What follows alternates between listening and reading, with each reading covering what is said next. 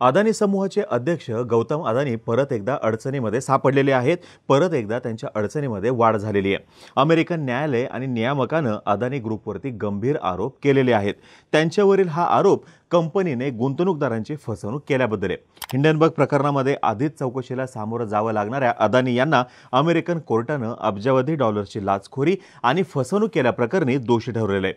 न्यूयॉर्कच्या federal कोर्टाने अदानी यांना लाचखोरी, गुंतवणूकदारांची दिशाभूल आणि फसवणूक केल्याप्रकरणी दोषी ठरवलेले आहे। आता या बातमीनंतर अदानी पोर्ट आणि special economic zone, Adani electricity Mumbai आणि अदानी ट्रान्समिशन सारख्या अदानीच्या कंपनीच्या बॉन्ड्समध्ये 20% घसरण झालेली आहे। अजून एक महत्त्वाचा मुद्दा म्हणजे अदानी यांची कंपनी येणाऱ्या काळामध्ये ग्रीन बॉन्डद्वारे निधी उभा करणार होती। आता ती स्कीम सुद्धा त्यांनी रद्द केलेली आहे। अदानी यांच्यामुळे आधीच परेशान असलेल्या भारतीय शेअर मार्केटमध्ये आजच्या दिवशी मोठी पडझड पाहायला मिळालेली आहे। आता हा संपूर्ण विषय काय आहे ते समजून घेऊयात आणि अदानी यांच्यावरती नेमके आरोप काय आहेत तेही जाणून घेऊयात। नमस्कार, मी अरुणराज जाधव बोलबिडूवरती तुम्हा सर्वांचं अगदी मनापासून स्वागत करतो। हिंडनबर्गच्या ऑगस्टमधील अहवालामध्ये सेबीच्या अध्यक्षा माधवी पुरी बुच यांना लक्ष्य करण्यात आलेलं होतं। अदानी घोटाळ्याशी संबंधित असलेल्या 2 परदेशी फंडांमध्ये माधुरी बुच यांची गुंतवणूक असल्याचा आरोप करण्यात आलेला होता आणि या बातमीमुळे अदानी समूहाचे शेअर्स जवळपास 7% घसरले होते। अदानी समूहाच्या कंपन्यांचे शेअर्स 7% घसरल्यामुळे गुंतवणूकदारांचं तब्बल 53,000 कोटींचं नुकसान झालं होतं। आता ही गोष्ट आहे ऑगस्टमधली। आता काय झालेलं आहे तर न्यूयॉर्कच्या फेडरल कोर्टाने गौतम अदानींसह 7 जणांवरती अब्जावधी डॉलर्सची फसवणूक आणि लाचखोरीचा आरोप केलेला आहे। त्याच्यामध्ये त्यांनी म्हटलेलं आहे की सौर ऊर्जा कंत्राट मिळवण्यासाठी अदानी समूहाने अधिकाऱ्यांना 250 दशलक्ष डॉलर देण्याचं कबूल केलेलं होतं। आता हे त्यांनी कुठं कबूल केलेलं आहे तर भारतातील अधिकाऱ्यांना त्यांनी इतके पैसे देण्याचं कबूल केलेलं होतं। मग हे त्यांनी जे काही देण्याचं कबूल केलेली होती रक्कम ही त्यांनी अमेरिकेतून जे गुंतवणूकदार अदानीच्या कंपन्यांमध्ये गुंतवणूक करणार होते त्यांच्यापासून लपवून ठेवलं असा आरोप त्यांच्यावरती आहे। आता या प्रकरणामध्ये गौतम अदानी आणि त्यांच्या नातेवाईकांसह 8 जणांची नावे आहेत। आता महत्त्वाची फॅक्ट अशी आहे की बुधवारीच अदानी यांनी 20 वर्षाच्या ग्रीन बॉन्डच्या विक्रीतून 600 दशलक्ष डॉलर उभा करण्याची घोषणा केलेली होती, परंतु आता ही योजना त्यांनी रद्द केलेली आहे। अमेरिकन कोर्टाने अदानी यांच्या कंपनीला कंत्राट मिळवून देण्यासाठी आणि ते लपवण्यासाठी 2236 कोटी रुपयाच्या लाच दिल्याचा आरोप केलेला होता। हे संपूर्ण प्रकरण अदानी ग्रीन एनर्जी आणि इतर कंपन्यांशी संबंधित असल्याचं सांगण्यात येते। US department of justice and market regulator securities and exchange commission यांनी अदानी समूहाचे काही अधिकारी आणि गौतम अदानी यांच्या कुटुंबातील सदस्य यांच्यावरती आरोप केले। या आरोपामध्ये गौतम अदानी यांनी सौर ऊर्जा संदर्भातील कंत्राट मिळवण्यासाठी 250 दशलक्ष डॉलर्सची लाच दिल्याचं म्हटलेलं आहे आणि ही लाच दिल्याचं त्यांनी अमेरिकन गुंतवणूकदारांपासून लपवून ठेवल्याचं म्हटलेलं आहे। आता या आरोपामध्ये अदानी समूहाने अमेरिकेमधून जे गुंतवणूकदार आहेत तिथं भांडवल उभं करण्याचा प्रयत्न केला। अमेरिकेमधील नियमानुसार जर का तिथे भांडवल उभं करताय तुम्ही तर भांडवल उभं करताना सर्व प्रकारची माहिती त्या गुंतवणूकदारांना देणं आवश्यक आहे आणि ही माहिती अदानी यांनी लपवलेली आहे।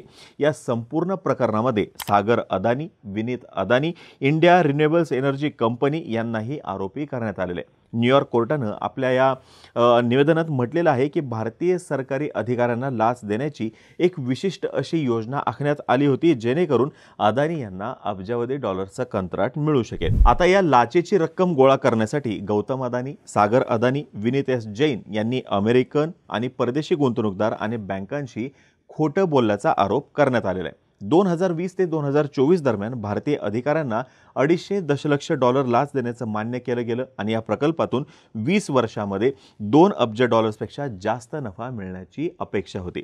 आता या संपूर्ण विषयामध्ये गौतम अदानी यांचं नाव येते, सागर अदानी यांचं नाव येते, विनीत एस जैन यांचं नाव येते, रणजित गुप्ता, सिरिल कॅबनेस, सौरभ अग्रवाल, दीपक मल्होत्रा आणि रुपेश अग्रवाल अशी 8 जणांची नावं आहेत। आता ही जी बातमी आहे ही आली आजच्या दिवशीचं मार्केट ओपन होण्यापूर्वी आणि मार्केट ओपन झाल्या अदानी समूहाचे सर्व शेअर्स कोसळले। बहुतांश शेअर्स जे आहेत ते लोअर सर्किटला धडकले। अदानी एनर्जी सोल्युशन्सचे शेअर्स 20% लोअर सर्किटवरती आले. याशिवाय अदानी एंटरप्राइजेसमध्ये 10%, अदानी ग्रीन एनर्जीमध्ये 20%, अदानी पोर्ट्समध्ये 10%, अदानी पॉवर्समध्ये 13%, अदानी टोटल गॅसमध्ये 15%, अंबुजा सिमेंट्समध्ये 10%चं लोअर सर्किट दिसत होतं. या बातमीमुळे आधीच दबावाखाली असलेल्या बाजारातील सेंटिमेंट जे आहे ते अजून नाजूक झालेले दिसून येत आहेत. निफ्टी सुद्धा 230 पेक्षा जास्त अंकांनी घसरला आहे आणि 23,300च्या खाली आलेला आहे. आता जर का आपण एक्झॅक्ट आरोप काय झालेले आहेत ते जर का बघितलं, अदानी आणि Jain both are charged with securities fraud conspiracy, wire fraud conspiracy and securities fraud. अगदी डिटेलमध्ये जर काही चार्जेस बघायचे म्हटलं तर त्यांनी त्याच्यामध्ये असं म्हटलंय की Adani personally met with Indian authorities on numerous occasions to advance the bribery plot.